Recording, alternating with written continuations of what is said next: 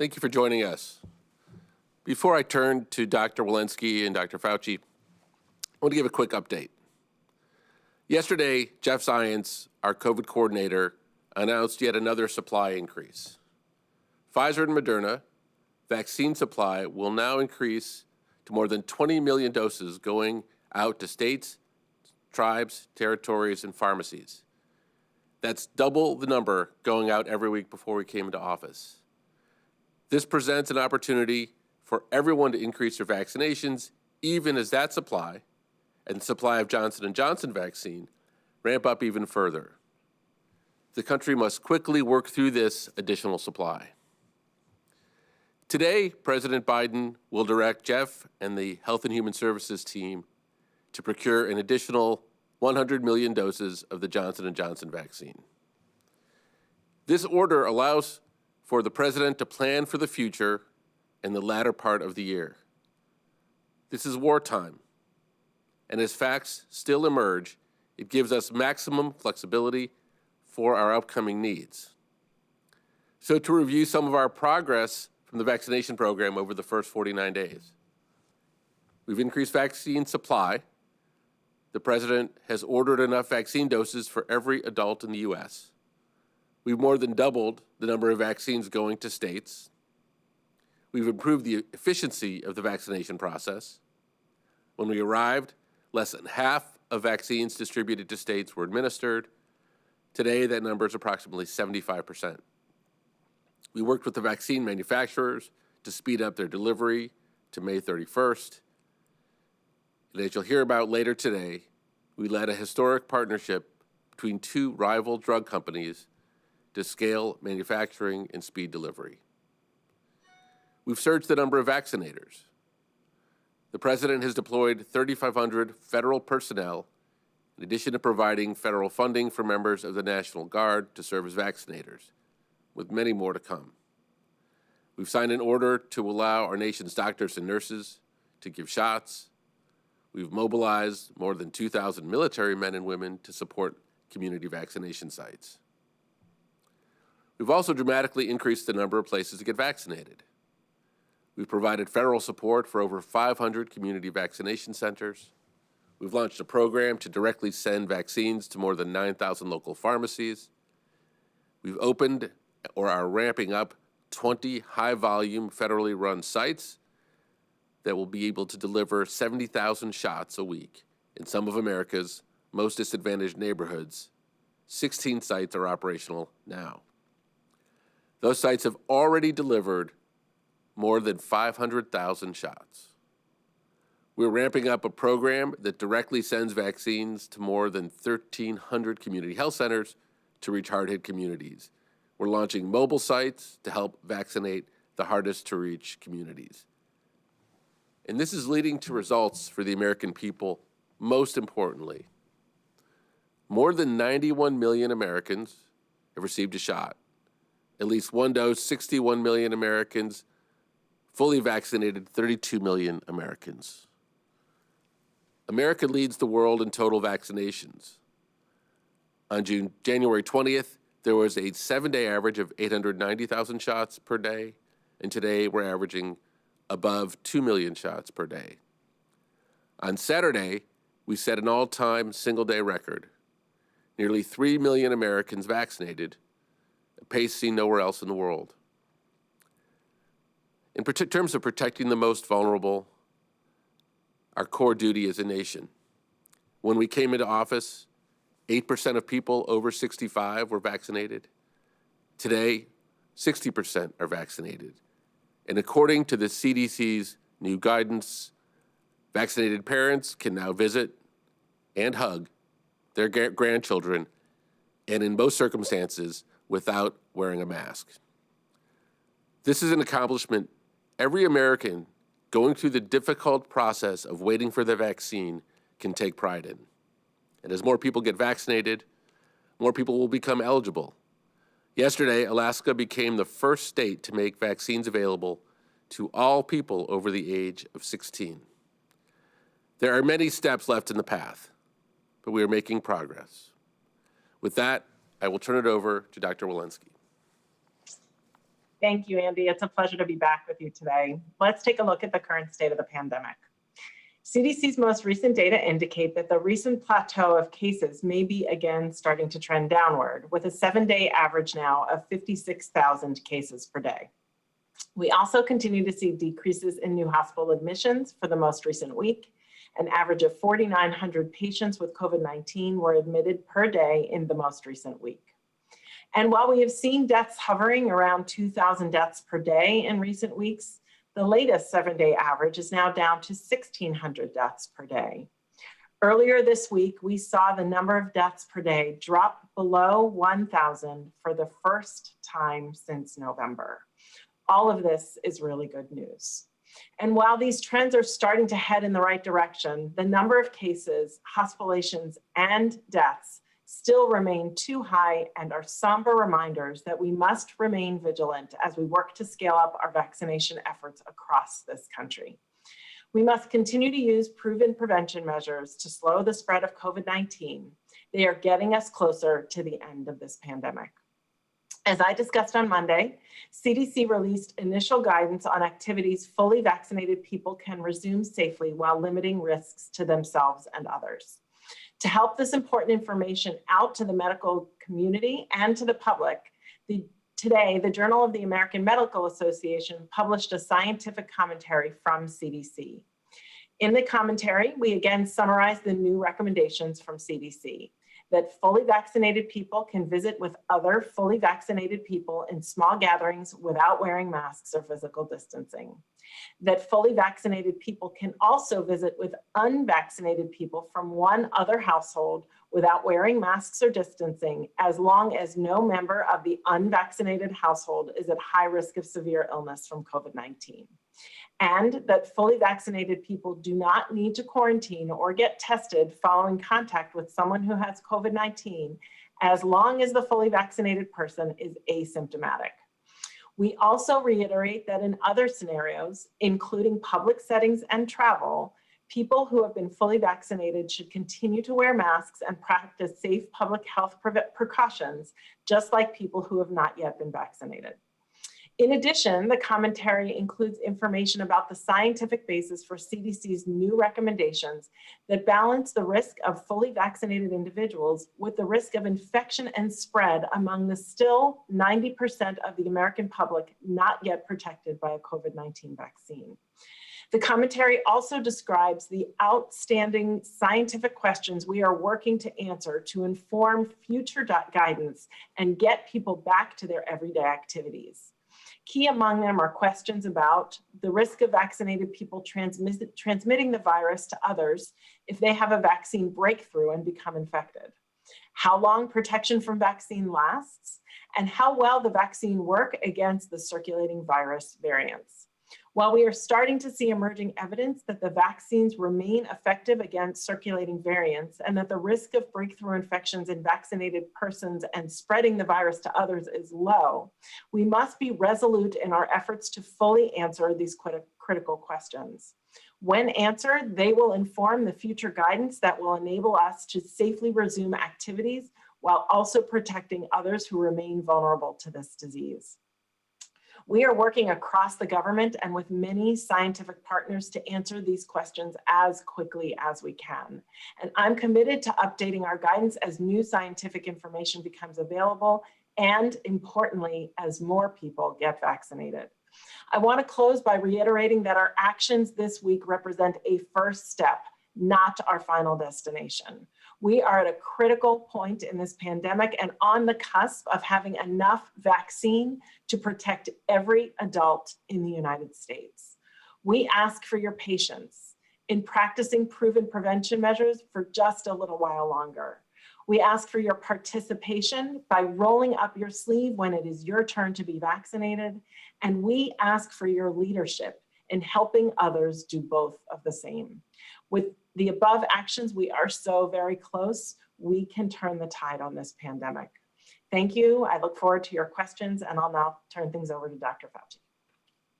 Thank you very much, Dr. Walensky. What I'd like to do over the next couple of minutes is talk a bit about what we refer to as special populations. So if I could have the first slide. Many of you are very familiar with this slide. It is a slide of the phased vaccine distribution that has been put out by the CDC.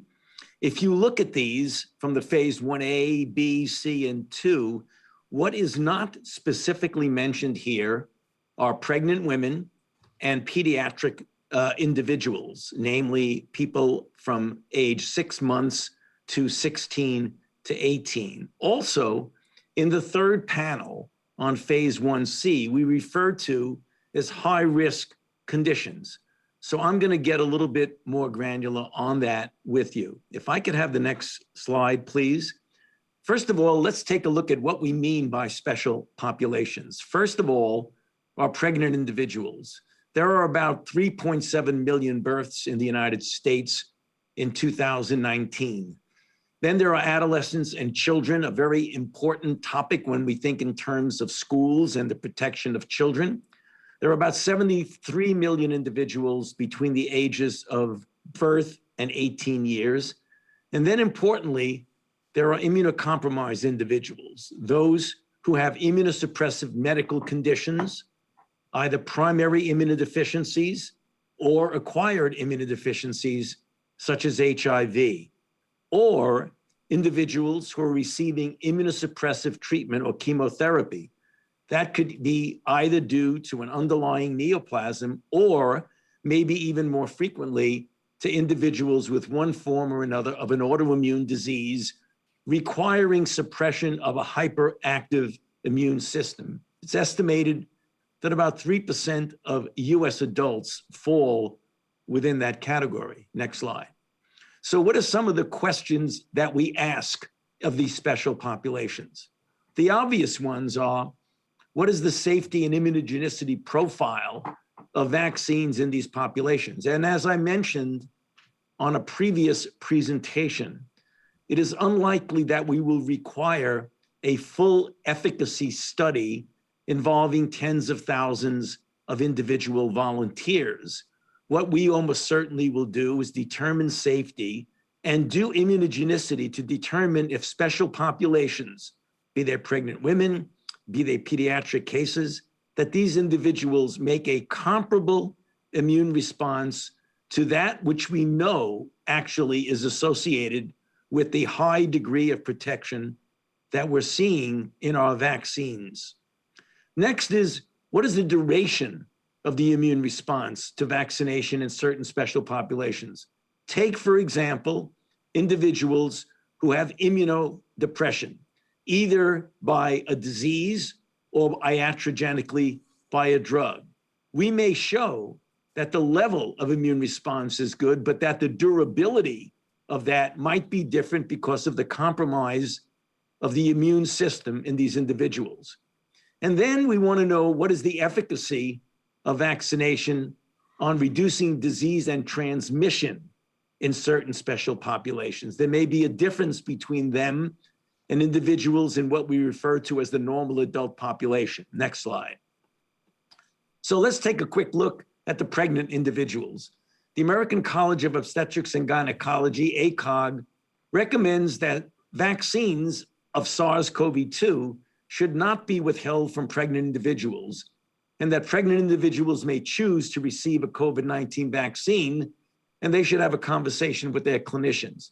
As I mentioned on a previous briefing, although they were not specifically looking at pregnant women in the studies which led up to the EUA, since the EUA, several thousands of pregnant individuals have actually gotten vaccinated. And the CDC has established a V-Safe pregnancy registry to follow the outcomes among vaccinated pregnant individuals. Specifically, in one case, Pfizer-BioNTech has launched a randomized placebo-controlled study to do just what I said a moment ago, to evaluate safety and immunogenicity in pregnant individuals.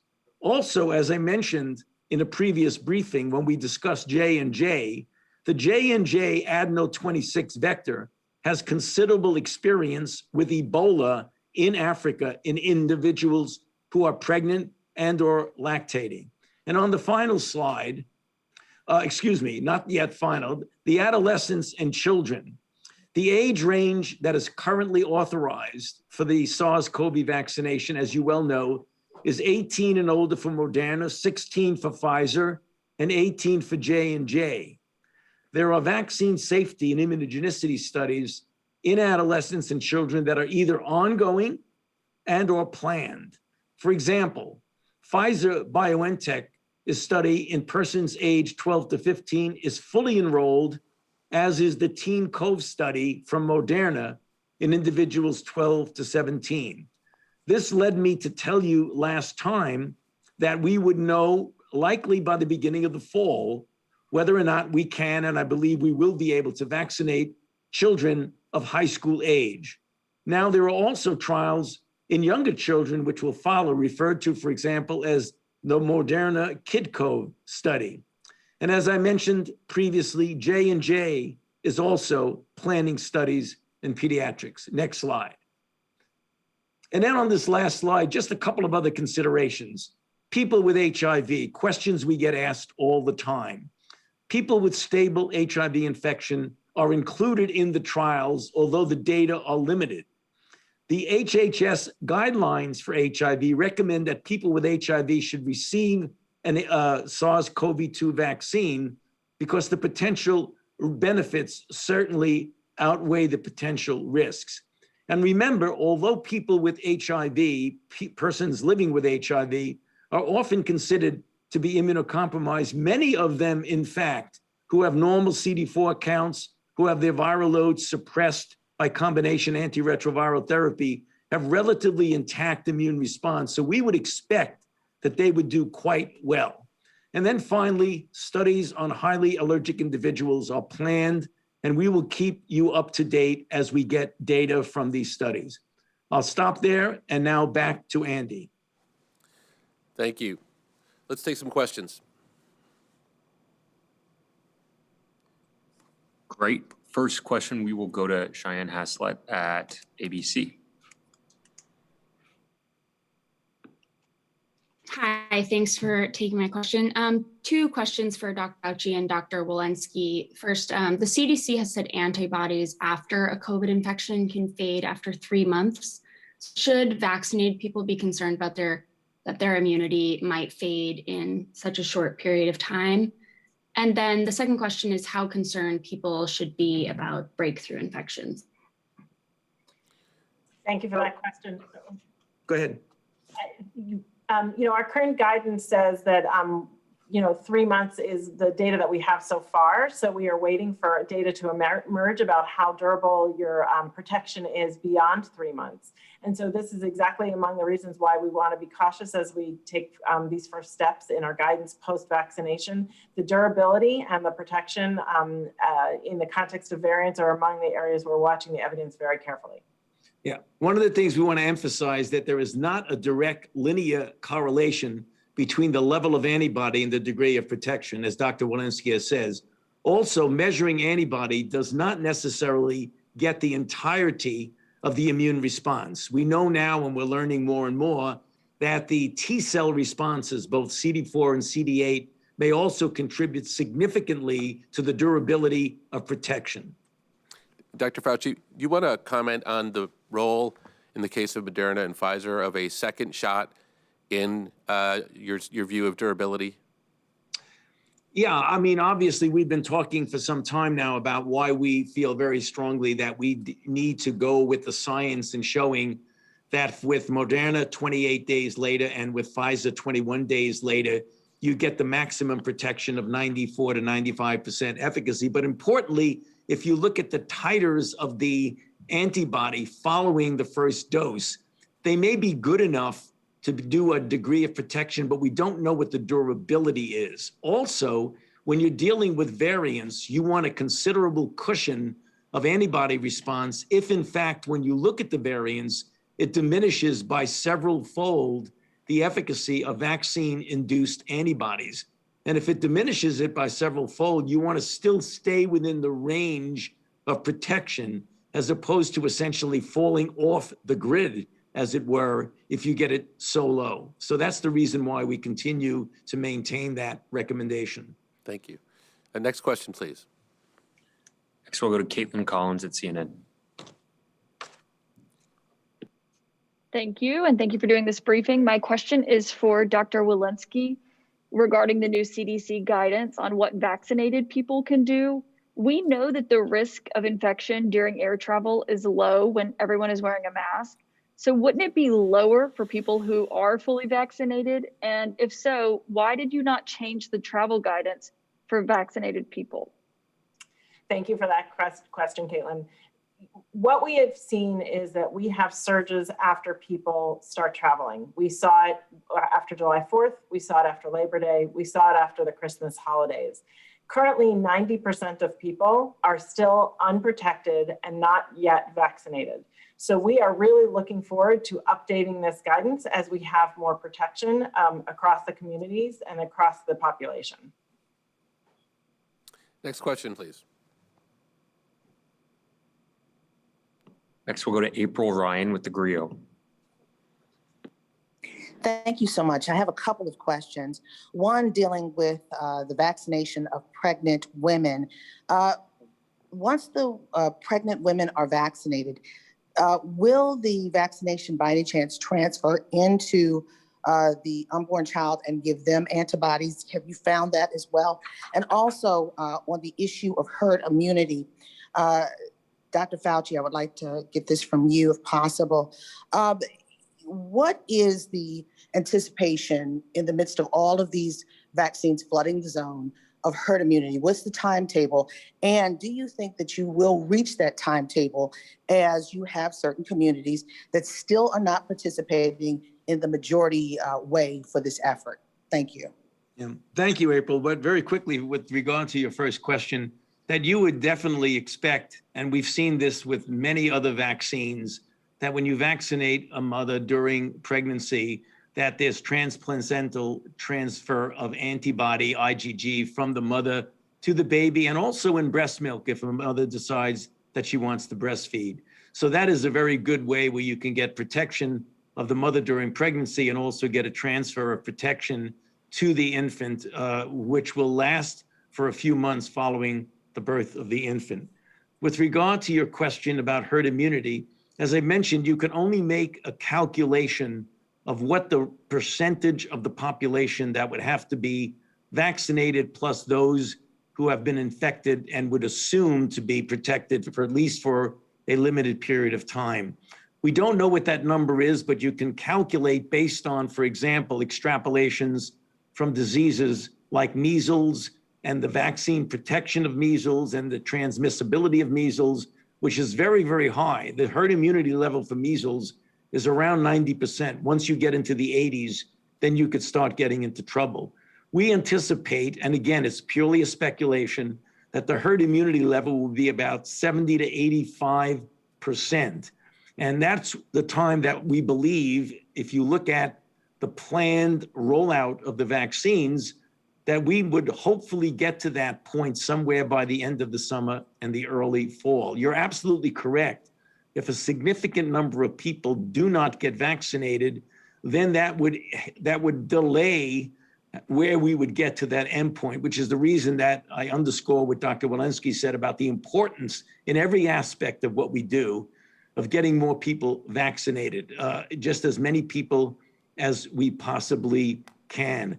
I want to also mention that we don't want to get too hung up on reaching this end game of herd immunity, because every day that you put 2 million to 3 million vaccinations into people makes society be more and more protected. So you don't have to wait until you get full herd immunity to get a really profound effect on what you could do. For example, as Dr. Walensky said, she keeps her eye on that very carefully as they reevaluate the guidelines. So you can get 20, 30, 40, 50% of the people vaccinated, not yet quite meet the empiric number that we're talking about, and still get a very favorable effect from vaccines. Maybe I'll just add that the point is incredibly important that these are local rates as well. So if you have a population rate that is 85% protected across the country, but a community that's only 50% protected, you can have outbreaks in that community. And so really we need this level of protection pervasive across all communities across the country. Thank you. Kevin, let's take another question. All right, last question will go to Shannon Pettypiece at NBC. Hi.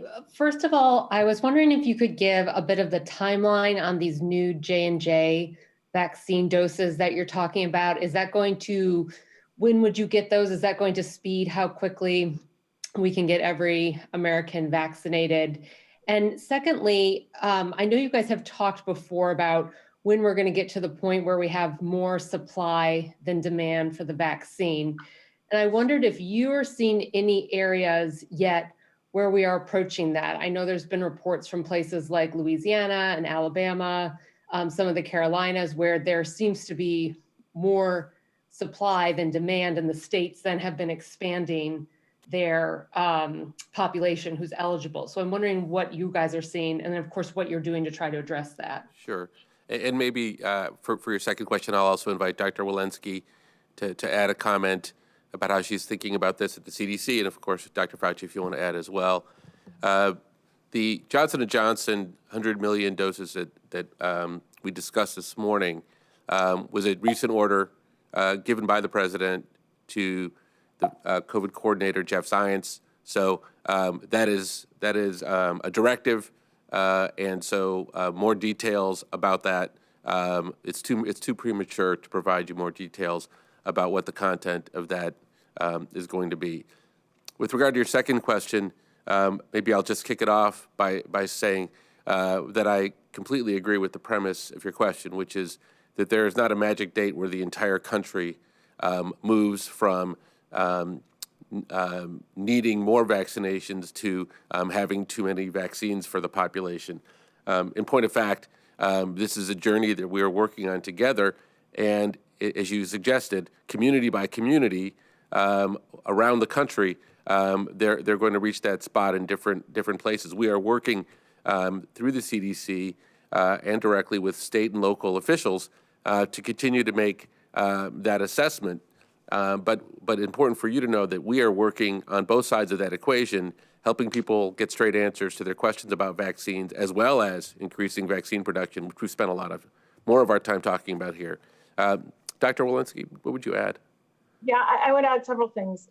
We are working now with 9,000 pharmacies across the country. We know that 90% of the population lives within 5 miles of a pharmacy. We are now rolling out to 250 federally qualified health centers across the country. We're working with our state and local partners to provide toolkits and assistance to ensure that they can reach all of their populations. We're doing vaccine confidence consults. If people have challenges in terms of vaccine hesitancy, how can we address those challenges? There's a lot of work going on so that we can actually delay the period of time where people don't want where we have that inflection point. We want to have a lot of vaccine out there, and we want to have a lot of people who want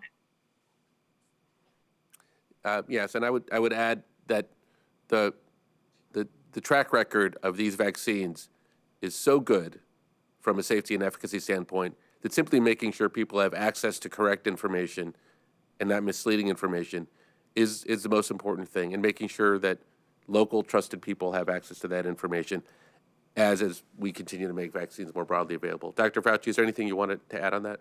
No further comment, Andy. Thank you. Great. Okay, well, with that, we'll wrap up.